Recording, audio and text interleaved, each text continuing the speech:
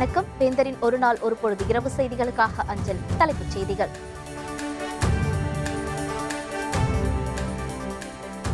அமைப்பு சாரா தொழிலாளர்களுக்கு 3000 பென்ஷன் திட்டத்தை தொடங்கி வைத்தார் பிரதமர் மோடி.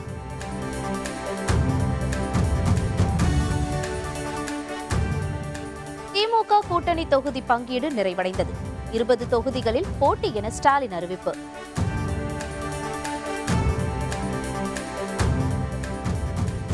மக்களவை தேர்தலில் யாருடன் கூட்டணி? தேமுதிக நாளை அறிவிப்பு.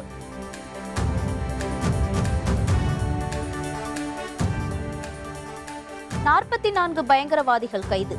பாகிஸ்தான் அரசு நடவடிக்கை. அமைப்புச்சாரா தொழிலாளர்களுக்கு மாதந்தோறும் 3000 ரூபாய் ஓய்வூதியம் அளிக்கும் காப்பீட்டு திட்டத்தை பிரதமர் மோடி இன்று தொடங்கி வைத்தார். குஜராத் மாநில தலைநகர் அகமதாபாத்தில் நடைபெற்ற நிகழ்ச்சியில் பிரதமர் மோடி இந்த ஓய்வூதிய திட்டத்தை இன்று தொடங்கி வைத்துள்ளார். பயனாளிகளுக்கு காப்பீட்டு சான்றிதழ்களை வழங்கினார். இதில் குஜராத் முதலமைச்சர் விஜய் ரூபானி பங்கேற்றார். இதேபோல் நாட்டின் பிற பகுதிகளில் மத்திய அமைச்சர்கள் மற்றும் அந்தந்த மாநில முதலமைச்சர்களும் இந்த திட்டத்தை தொடங்கி வைத்தனர். இந்த திட்டத்தின் கீழ் விவசாய கூலி தொழிலாளர்கள், மீனவர்கள், கட்டுமான தொழிலாளர்கள், நெசவாளர்கள் உள்ளிட்ட அமைப்பு சாரா தொழிலாளர்கள் பயனடைவார்கள் என அறிவிக்கப்பட்டுள்ளது. இந்த திட்டத்தின் கீழ் முதலீடு செய்யும் தொழிலாளர்கள் 60 வயது நிறைவடையும் பொழுது மாதந்தோறும் 3000 ரூபாய் ஓய்வூதியமாக வழங்கப்படும்.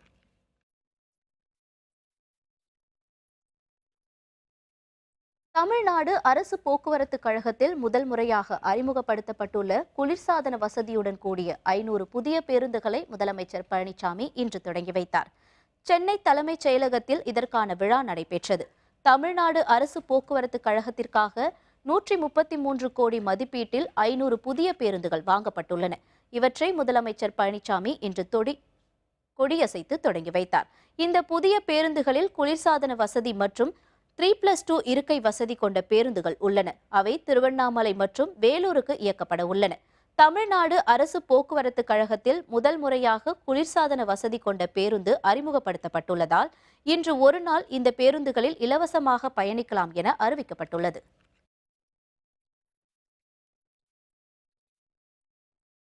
மக்களவை தேர்தலுக்கான திமுக கூட்டணியில் தொகுதி பங்கீடு நிறைவடைந்துள்ளதாக தங்கள் கட்சி 20 தொகுதிகளிலும் போட்டியிடும் என அக்கட்சியின் தலைவர் மு.க.ஸ்டாலின் தெரிவித்துள்ளார்.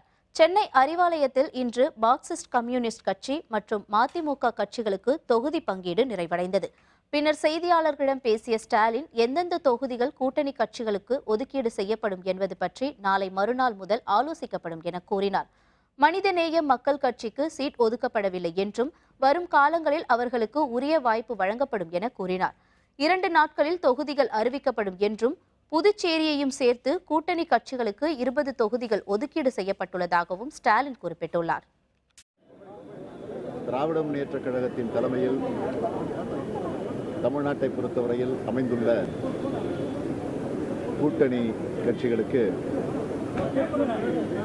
எத்தனை தொகுதிகள் ஒதுக்குவதென்று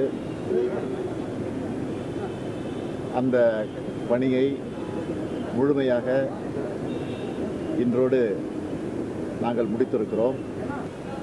20 தொகுதிகள் கூட்டணி கட்சிகளுக்கு கொடுக்கப்பட்டிருக்கிறது.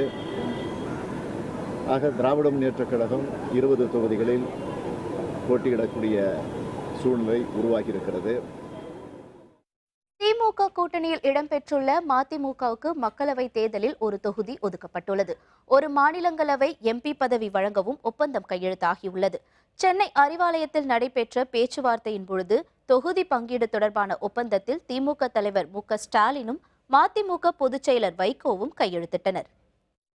மிகுந்த மகிழ்ச்சியோடு இந்த உடன்பாடு ஏற்பட்டிருப்பதோடு புதுவை உள்ளிட்ட 40 நாடாளுமன்ற தொகுதிகளிலும் 21 சட்டமன்ற தொகுதிகளுக்கும் இடைத்தேர்தல் அதோடு இணைந்து வருமானால் திராவிட முன்னேற்றக் கழகத்தின் தலைமையிலான கூட்டணி வெற்றி பெற அர்ப்பணிப்போடு முழு முனைப்போடு மறுமலர்ச்சி திராவிட முன்னேற்றக் கழகம் தேர்தல் பணியாற்றுவது என்று முடிவு செய்யப்பட்டது.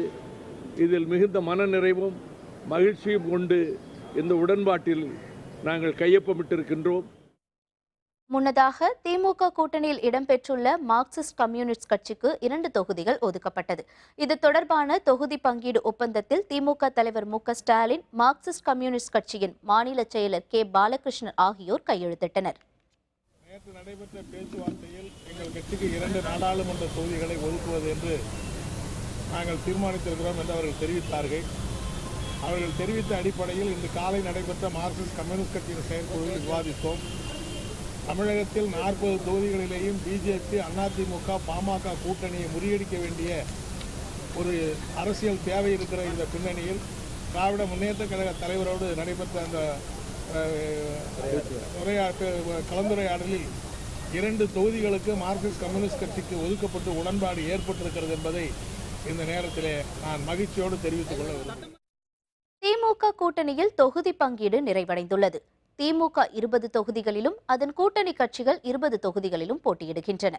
தமிழகத்தை பொறுத்தவரை மக்களவை தேர்தல் கூட்டணி மற்றும் தொகுதி பங்கீட்டு பேச்சுவார்த்தை திமுக தரப்பில் தாமதமாக தொடங்கினாலும் விரைவாக முடிந்துள்ளது. இதன்படி திமுக 20 தொகுதிகளில் போட்டியிடுகிறது. தோழமை கட்சியான காங்கிரஸ் புதுச்சேரி உள்ளிட்ட 10 தொகுதிகளில் போட்டியிடுகிறது. விடுதலை சிறுத்தைகள் கட்சிக்கு 2 தொகுதிகளிலும், இந்திய கம்யூனிஸ்ட் மற்றும் மார்க்சிஸ்ட் ஆகிய கட்சிகளுக்கு தலா 2 தொகுதிகளும் ஒதுக்கப்பட்டுள்ளன. மதிமுகவுக்கு மக்களவை தேர்தலில் 1 தொகுதியும், மாநிலங்களவையில் 1 சீட்டும் ஒதுக்கப்பட்டுள்ளன. இந்திய ஜனநாயக கட்சி 1 தொகுதியில் போட்டியிடுகிறது. IUML கட்சிக்கு 1 தொகுதியும், கொங்கு நாடு மக்கள் தேசிய கட்சிக்கு 1 தொகுதியும் ஒதுக்கப்பட்டுள்ளது.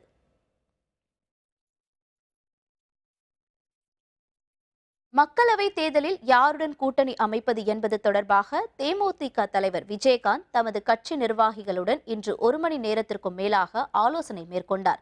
நேற்று துணை முதலமைச்சர் ஓ பன்னீர்செல்வம் விஜயகாந்தை சந்தித்து பேசிய நிலையில் கூட்டணி தொடர்பாக நாளைக்குள் தனது நிலைப்பாட்டை தேமுதிக அறிவிக்கும் என எதிர்பார்க்கப்படுகிறது. இது தொடர்பாக கூடுதல் தகவல்களை தருகிறார் நமது செய்தியாளர் பிரகாஷ். வருகிற நாடாளுமன்ற தேர்தலில் தேமுதிக தங்களுடைய கூட்டணி இணைந்து போட்டியிட வேண்டும் என்று திமுக, அதிமுக ஆகிய 2 கட்சிகளுமே தங்களுடைய கூட்டணி இணைந்து போட்டியிட வேண்டும் என்று அவர்கள் கூட்டணி பேச்சுவார்த்தை ஈடுபட்டுள்ளார்கள். அதிமுக மற்றும் தேமுதிக இடையான அந்த பேச்சுவார்த்தை மட்டுமே நீடித்து வந்த நிலையில் நேற்று தினம் தேமுதிக தலைவர் விஜயகாந்த் அவருடைய இல்லத்தில் தமிழக துணை முதலமைச்சர் ஓ பன்னீர்செல்வம் அவர்கள் நேற்று இல்லத்தில் சந்தித்து உடல்நலம் குறித்தும் அதே போல கூட்டணி தொடர்பாகவும் பேசப்பட்டது. இதில் குறிப்பாக தேமுதிக தரப்பில் பொறுத்தவரை அவர்கள் தற்போது 5 முதல் 7 சீட்டுகளும், 1 மாநிலங்களவை சீட்டும், அதே போல 21 சட்டமன்ற இடைத்தேர்தலில் 4 அல்லது 5 தொகுதியை தங்களுக்கு ஒதுக்க வேண்டும் உள்ளிட்ட அவர்கள் பல்வேறு கோரிக்கைகளை அவர்கள் வைத்திருந்தார்கள். இது தொடர்பாக பல முக்கிய ஆலோசனைகள் மேற்கொள்ளப்பட்டது. குறிப்பாக இன்றைய தினம் தேமுதிக தலைவர் விஜயகாந்த் தனது கட்சி தலைமை அலுவலகத்தில் இன்று அவசர ஆலோசனை கூட்டம் ஒன்று நடத்தினார். அதில் தங்களுடைய கட்சியுடைய நிலைப்பாடு குறித்தும் வரக்கூடிய நாடாளுமன்ற தேர்தலில் எத்தகைய நிலைப்பாடு எடுக்க வேண்டும் என்பது குறித்து பல முக்கிய விஷயங்களை அவர்கள் ஆலோசிக்கக்கூடியதாக போகிறது. இதில் அந்த கூட்டத்தில் பங்கேற்றவர் பெரும்பாலோர் வரக்கூடிய தேர்தலில் அதிமுகவுடன் இணைந்து போட்டியிடலாம் என்றும் அதே போலவே தேமுதிக தனித்து போட்டியிடலாம் என்றும் 2 தரப்பான கருத்துக்களை அவர்கள் பதிவு செய்தார்கள் என்று குறிப்பிடத்தக்கது. எனவே நாளை காலை 10 மணி அளவில் தேமுதிக கட்சி தலைவர் விஜயகாந்த் அவர்கள் நாளை இன்றும் தங்களுடைய நாடாளுமன்ற தேர்தலில் யாருடன் இணைந்து அவர்கள் இந்த தேர்தலை சந்திக்கப் போகிறார்கள், அவர்கள் தனித்து போட்டியிடுகிறார்களா அல்லது இணைந்து அதிமுகவுடன் இணைந்து இந்த தேர்தல் சந்திக்கிறார் என்பது குறித்து நாளை தினம் அவர் அறிவிக்கிறார். பாகிஸ்தானில் பயங்கரவாத இயக்கங்களை சேர்ந்த 44 பேரை அந்நாட்டு அரசு கைது செய்துள்ளதாக தகவல் வெளியாகியிருக்கிறது. இந்தியா அமைதி பேச்சுவார்த்தை நடத்த முன்வர வேண்டும் என பாகிஸ்தான் பிரதமர் இம்ரான்கான் கூறியிருந்தார். ஆனால் ஓரிரு நாட்களிலேயே இந்திய எல்லைகள் மீது தாக்குதலை அதிகரித்தது பாகிஸ்தான் ராணுவம். ஜம்மு காஷ்மீர் மாநிலம் புல்வாமாவில் துணை ராணுவ படையினர் மீது நடத்தப்பட்ட தற்கொலைப்படை தாக்குதலில் 40க்கும் அதிகமான வீரர்கள் வீரமரணம் அடைந்தனர். இதனை அடுத்து பாகிஸ்தான் ஆக்கிரமிப்பு காஷ்மீரில் இந்திய விமானப்படை துல்லிய தாக்குதல் நடத்தி பயங்கரவாதிகள் முகாம்களை அழித்தது. பயங்கரவாதிகளுக்கு எதிராக உறுதுணையான நடவடிக்கை மேற்கொண்டால் மட்டுமே பேச்சுவார்த்தை நடத்தப்படும் என இந்தியா உறுதிபட கூறியுள்ளது. அமெரிக்கா, பிரிட்டன் உள்ளிட்ட பல்வேறு நாடுகள் பயங்கரவாதத்துக்கு எதிரான நடவடிக்கை மேற்கொள்ளுமாறு பாகிஸ்தான் அரசை வலியுறுத்தின. இதனையடுத்து பாகிஸ்தான் நாட்டு உள்துறை அமைச்சகம் ஜெய்ஷ்-இ-முகமது இயக்கத்தின் தலைவரான மசூத் அசாரின் மகன் ஹம்சா அசார் சகோதரான அப்துல் ரவூப் உட்பட 44 பயங்கரவாதிகளை தடுப்பு காவல் சட்டத்தின் கீழ் கைது செய்துள்ளது. இனி அரசியல் கட்சி தலைவர்களின் இன்றைய கருத்துக்களை காணலாம். அமெரிக்காவிலிருந்து ஏற்றுமதி செய்யப்படும் பொருட்களுக்கு அதிக வரி விதிப்பதால் இந்தியா மீது கோபம் ஏற்பட்டிருப்பதாக அமெரிக்க அதிபர் டொனால்ட் ட்ரம்ப் தெரிவித்துள்ளார். இந்தியா பொருளாதார ரீதியில் வளர்ந்து வரும் நாடு என்ற சிறப்பு அந்தஸ்தை அமெரிக்கா ரத்து செய்யும் எனவும் அதிபர் ட்ரம்ப் எச்சரித்துள்ளார். மக்களவை தேர்தல் தேதியை அறிவிக்க தாமதம் செய்வதன் பின்னணியில் பிரதமர் அலுவலகம் இருப்பதாக காங்கிரஸ் கட்சியின் மூத்த தலைவர் அகமது பட்டேல் குற்றம் சாட்டியுள்ளார். அரசு செலவில் பிரதமர் நரேந்திர மோடியின் பிரச்சாரம் மற்றும் நிகழ்ச்சிகளை நடத்துவதற்காக தலைமை தேர்தல் ஆணையம் காத்திருக்கிறது. அதனால்தான் தேர்தல் தேதி அறிவிக்கப்படவில்லை என்று அகமது பட்டேல் கூறியுள்ளார். விவசாய குடும்பத்தில் வளர்ந்ததால் ஏழைகளின் கஷ்டம் தமக்கு தெரியும் என்று ஆந்திர மாநில முதலமைச்சர் சந்திரபாபு நாயுடு உருக்கமாக கூறியுள்ளார். இனி 24 மணி நேரமும் மதனப்பள்ளி தொகுதி முழுவதும் மட்டுமல்லாமல் குப்பம் தொகுதிக்கும் குடிநீர் தட்டுப்பாடு வராத நிலை உருவாகியுள்ளது. மதனப்பள்ளி குப்பம் பகுதிக்கு மின் வாரியத்துறைக்காக 10 கோடி ரூபாய் நிதி ஒதுக்கப்பட்டிருப்பதாக சந்திரபாபு நாயுடு தெரிவித்துள்ளார். புல்வாமா பயங்கரவாத தாக்குதல் ஒரு விபத்து என்று காங்கிரஸ் மூத்த தலைவர்களில் ஒருவரான திக்விஜய் சிங் கூறியுள்ளார். புல்வாமா விபத்துக்கு பிறகு இந்திய விமானப்படை நடத்திய தாக்குதலை வெளிநாட்டு ஊடகங்கள் கேள்விக்குள்ளாக்குகின்றன. இந்திய அரசாங்கத்தால் இந்த விஷயத்தில் நம்பிக்கைக்கு பற்றாக்குறை ஏற்பட்டதாக திக்விஜய் சிங் தெரிவித்துள்ளார். தமிழகத்தின் நலனுக்காக அதிமுக முடிவு.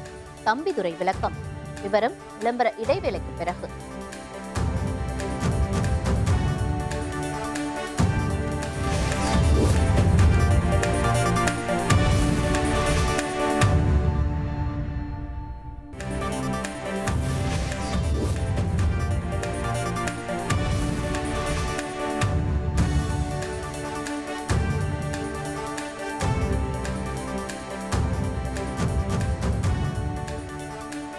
செய்திகள் தொடர்கின்றன. தமிழகத்திற்கு துரோகம் விளைவித்த திமுகவையும் காங்கிரஸ் கட்சியையும் மக்களவை தேர்தலில் வீழ்த்துவதுதான் அதிமுக நோக்கம் என தம்பிதுரை தெரிவித்துள்ளார். கரூரில் செய்தியாளர்களிடம் பேசிய அவர், தமிழகத்தின் நலனுக்காகவும் மத்தியில் நிலையான ஆட்சி அமையவும் பல கொள்கை முடிவுகளை அதிமுக எடுத்திருப்பதாக கூறினார். இதற்காக அதிமுகவுக்கு வலிமை குறைந்துவிட்டதாக கூற முடியாது என்றும் வலிமை கூடியிருப்பதாகவும் தம்பிதுரை தெரிவித்துள்ளார். எங்களுடைய பெரிய பிரச்சாரமே திராவிட முன்னேற்ற கழகமும் காங்கிரஸ் அமைச்சர் சந்தர்ப்பான வீழ்த்த வேண்டும். அதுதான் புரட்சி தலைவி அம்மா அவர்கள் இருக்கும் பொழுது தமிழகத்துக்கு துரோகமும் தமிழகத்துக்கு துரோகம் செய்த இந்த 2 இயக்கங்களை வீழ்த்த வேண்டும் என்பதுதான் இந்த தேர்தல் பிரச்சாரத்தை முக்கியமான எங்களுக்கு குறிப்பாக இருந்தது. அதே நேரத்தில் எல்லோருக்கும் தெரியும், அடுத்ததாக யார் பாரத பிரதமர் என்று மக்கள் முழுவதும் இப்போ மோடியை தான் விரும்புகிறார்கள். அந்த மோடி தான் அடுத்த பிரதமர் என்ற நிலையும் எங்களோட கட்சியினருக்கு என்ற நம்பிக்கை.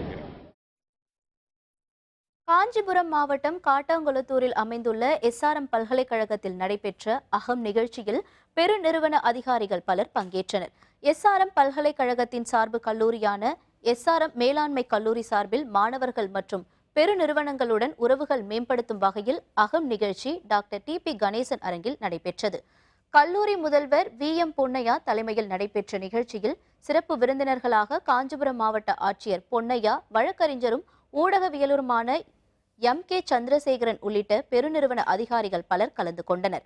விழாவில் பேசிய ஊடகவியலாளர் சந்திரசேகரன், மாணவர்கள் வருங்காலங்களில் தலைமை பதவிகளை அடையும் பொழுது குடும்ப வாழ்க்கை மற்றும் தொழில்துறைகளில் நெறிமுறைகளை கட்டாயம் கடைபிடிக்க வேண்டும் என தெரிவித்தார். உலகம் என்பது வெறும் ஜன்னல்களில் அல்ல, உறவுகளை மேம்படுத்த வேண்டும். கம்ப்யூட்டர் மட்டுமே உங்கள் வாழ்க்கை ஆகிவிடாது, கரன்சி மட்டுமே உங்கள் வாழ்க்கை ஆகிவிடாது. உறவுகளை மேம்படுத்துங்கள், மனித உறவுகளோடு உறவாடுங்கள், குடும்பம் என்ற அமைப்பை குதூகலியுங்கள். வாழ்க்கை என்பது மிக வரப்பிரசாதம். இந்த குடும்பம் என்ற அமைப்பை இந்த கார்ப்பரேட்டுகள் குலைத்து விடுவார்களோ என்ற அச்சம் என்னை போன்ற சில மனத்தில் இருக்கிறது. இனி செய்திகளின் தொகுப்பை காணலாம். மதுரையில் அமைப்பு சாரா தொழிலாளர்களுக்கான அடையாள அட்டை வழங்கப்படவில்லை என கூறி அதிகாரிகளிடம் பயனாளிகள் வாக்குவாதத்தில் ஈடுபட்டனர்.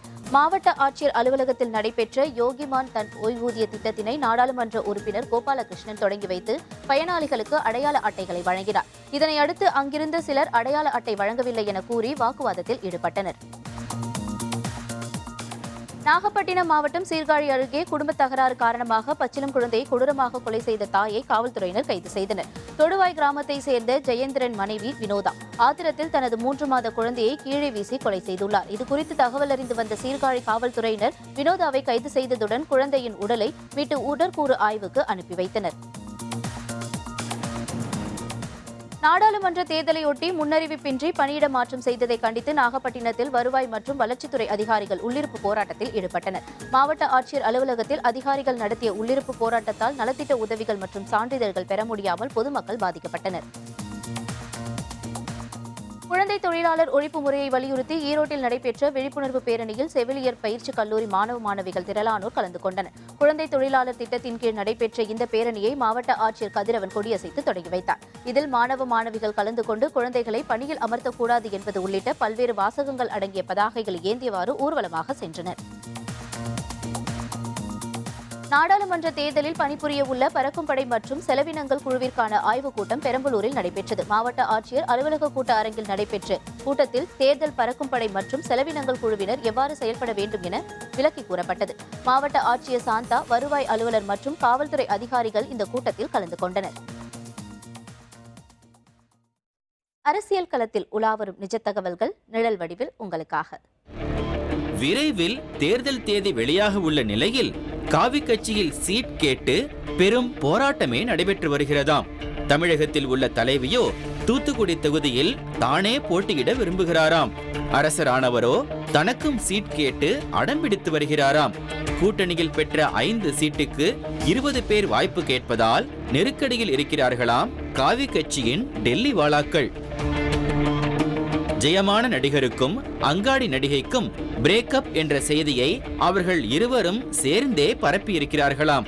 இருவரும் காதலித்து வந்தால் நாயகியின் பட வாய்ப்பு பாதிக்கப்படும் என்பதாலும் ஜெய நடிகர் ரொமான்ஸ் ஹீரோவாக வலம் வர முடியாது என்பதாலும் தொடர்ந்து வாய்ப்பு பெற்று கல்லா கட்டவே இருவரும் சேர்ந்து திட்டமிட்டுத்தான் இந்த பிரேக்கப் அறிவிப்பே வெளியாகி இருக்கிறதாம்.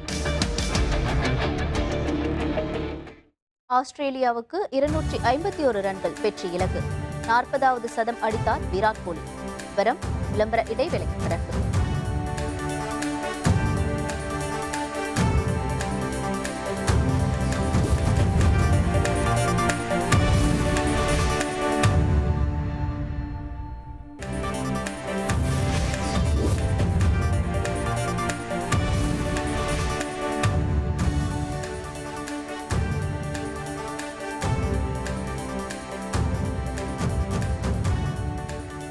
செய்திகள் தொடர்கின்றன. 2வது ஒருநாள் கிரிக்கெட் போட்டியில் ஆஸ்திரேலியாவுக்கு 251 ரன்களை வெற்றி இலக்காக நிர்ணயித்துள்ளது இந்திய அணி. இந்தியா ஆஸ்திரேலியா இடையிலான 2வது ஒருநாள் கிரிக்கெட் போட்டி நாக்பூரில் நடைபெற்று வருகிறது. இதில் டாஸ் வென்ற ஆஸ்திரேலிய அணி கேப்டன் ஆரோன் பிஞ்ச் பந்து வீச்சை தேர்வு செய்தார்.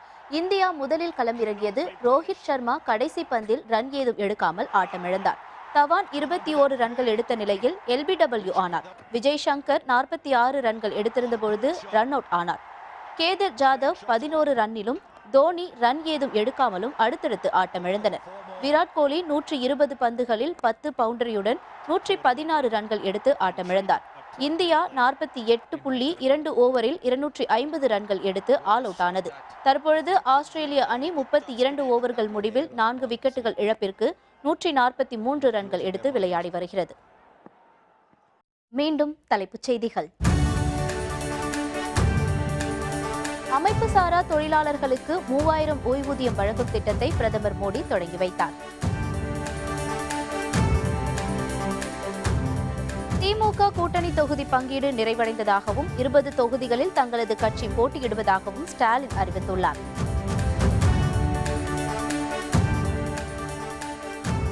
மக்களவை தேர்தலில் யாருடன் கூட்டணி என்பது பற்றி தேமுதிக நாளை அறிவிக்கும் என எதிர்பார்க்கப்படுகிறது.